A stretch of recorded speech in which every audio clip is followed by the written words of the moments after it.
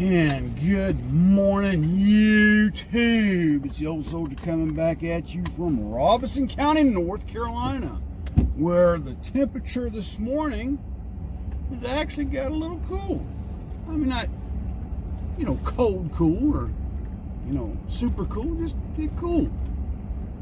Whole lot cooler than it was yesterday morning with hot, humid, muggy. Actually, it's kind of pleasant this morning. So, cooler weather's on its way. Anyway, we're going to talk about today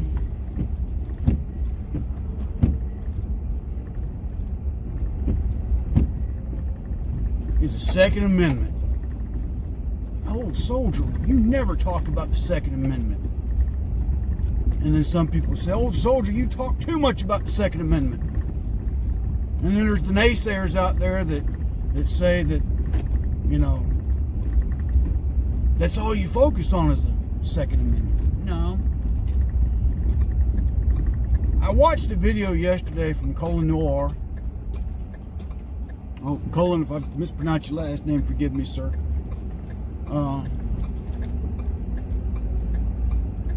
But he was talking about these proposals in certain states to implement a magazine capacity law. North Carolina's got one on the book, or has got one being proposed as we speak. Basically, there's some legislators here in North Carolina that have basically gone to California's, drank the Kool-Aid and have come back and decided, yeah, California gun laws are perfectly applicable to North Carolina, which is crock-a-hooey, by the way. But one of those things is ammunition capacity inside of a magazine. Okay? Or as Nancy Pelosi likes to say, in the clips, they can't have more than 35 bullet grenades in the clip, kind of stuff. Because, let's just face it, the loonbats on the left that are anti-gun have no clue as to nomenclature, capability, history, nor background of firearms outside of a select few minority, the ones that are actually wanting to keep guns for themselves and deny the rest of the population their right to protect themselves. That's what it boils down to, boys and girls. The anti-gun movement is just a wing of the left's party to take away our right to defend ourselves. But at the same token, these are the same people that want their cake and eat it too. They want the ability to be able to protect themselves. Now, I say they, maybe not them personally, but the ability to arm people of their choosing to provide them protection and security. And some of them just to arm themselves. And it goes without saying that they're going to try everything within their power to do that. And again, back to Colin's video about magazine capacities. This is just another ploy to slowly chip away at our Second Amendment rights. Okay? It's just another ploy. They figure if they can limit magazine capacities, eventually they can determine what types to eventually just outright nobody gets guns anymore. And folks, that's what we've got to stand up and fight against. If I own a Glock 17, and I'm just hypothetical, because I'm not going to get into brand loyalty here, folks, but let's just say a Glock 17 with a 17-round magazine capacity. It's my business.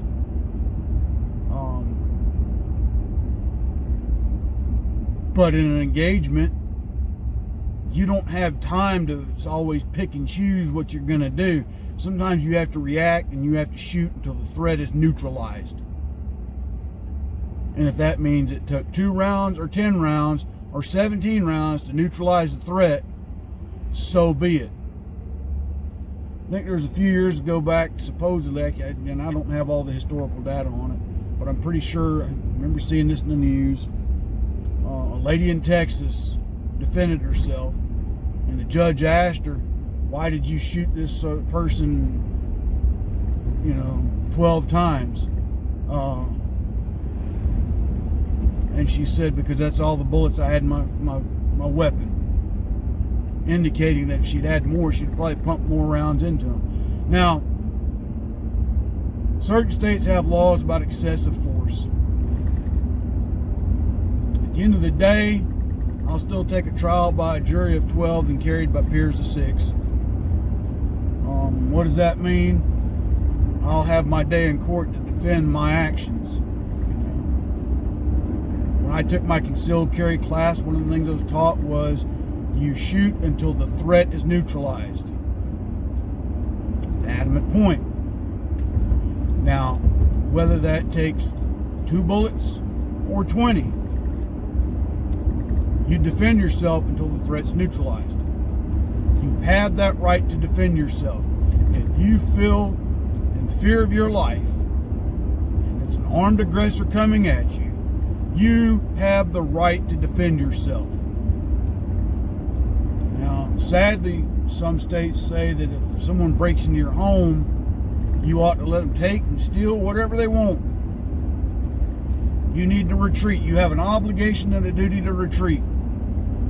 Okay? Well, if I retreat to my bathroom and I've got nowhere else to go, then is it okay to defend myself? Some of these loon bats on the left seem to think, no, you should just let them beat you and hopefully they won't kill you. Call the police, they will come and respond and save you. Yeah. Seconds matter, police are minutes away, if not hours at times, depending on where you live and the size of the police force that you have. Case example, where I live at, one of the largest counties in North Carolina. And depending on how many deputies are on duty at night, it can take a sheriff's deputy anywhere from 10 minutes to 45 minutes to respond to a call to my house. It's just the way it is. Then the other thing you have to consider too is the level of funding a particular department has as to the quality of the employees they hire. I'm not knocking law enforcement in this regards. Sometimes you have to hire people that have what I call the book education and some experience in the field, but they're not necessarily the fittest specimens to ever put on a police or sheriff's uniform.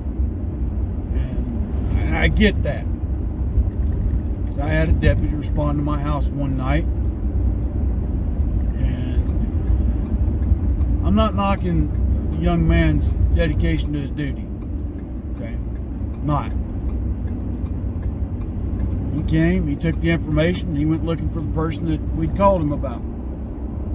But I just looked at him, and I've said this before, if he had to have gotten into a foot chase, I don't think he'd have made it more than 20, 30 feet before he would have had to stop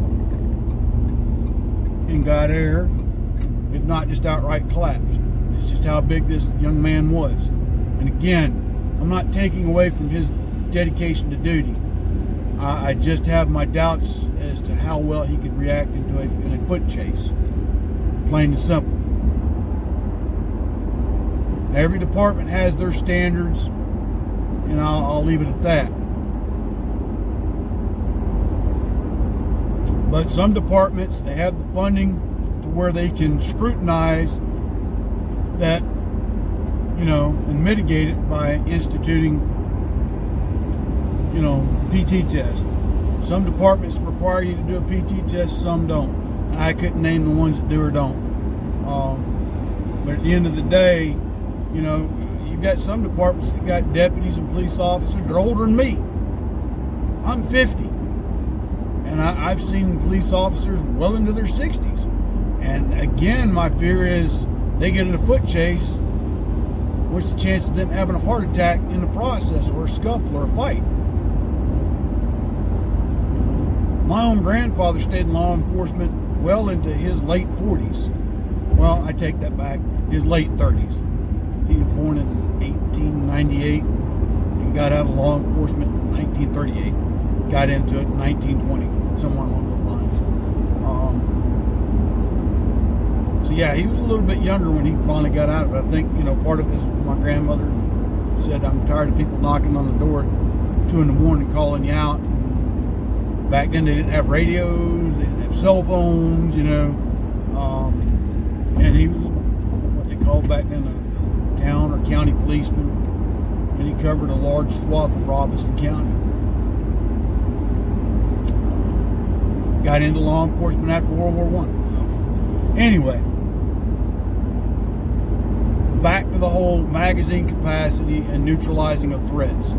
I've had deputies here in this county and the county north of me tell me that their training now dictates that in the event they get into a firefight, shooting incident, they're to shoot till the threat's neutralized. If that means emptying an entire magazine from their service weapon, so be it. And it is what it is, and I get it. But then the average ordinary citizen has a right to carry and bear arms to protect their families and their homes, get scrutinized in a court of law because you emptied a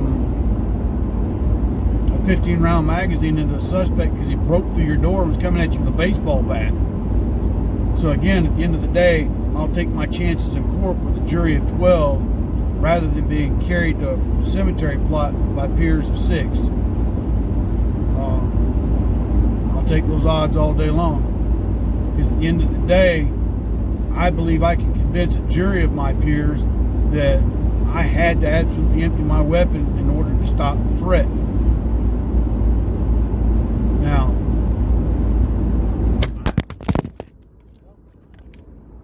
new phone, new holder, and it just popped out on me. But that's all right.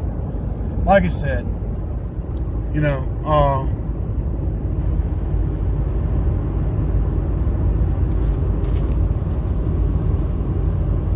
I'll take that chance in court all day long. Just for the fact of the matter that, like I said, I think I could convince a jury of my peers that that was what was absolutely necessary to defend myself and protect my family and go from there. Now, I'm not abdicating that if you get into a shooting incident that you just completely empty a weapon into somebody. If 2 shots drops them to the ground, then you need to stop. If 1 shot drops them to the ground, you need to stop. But the other thing too, in this day and age that we're seeing, is you got people breaking into homes and they're hopped up on dope. And when I mean hopped up on dope, a lot of them are coming in high on heroin or other opioids, so they're not feeling any pain. If the body's nerve receptors cannot feel any pain, they're just going to keep moving. It was suspected during the Korean War that when the Chinese come across the Yalu River in December 1950, one reason it was so hard stopping me was supposedly that several of the Chinese soldiers had got hopped up on opium before they came across. So again, feel no pain, you keep moving. And there were several recorded incidents where service members during that in battle, the only way they could stop the Chinese soldiers were headshots. In other words, you took out the entire central processing station that would put them under. So, again, you have to do what you have to do to protect yourself and your family. And a magazine ban or capacity law would just restrict that ability. So, well, folks, tell me what you think in the comment section below. Sorry about the camera popping out. I've got to work with this new phone in the old mount's what it is. And we'll go from there. But, hey, like I said, our Second Amendment is precious, it's valuable, and we need to defend it and protect it. So, with that being said, folks, God bless, take care, and until tomorrow, this is the Old Soldier, out.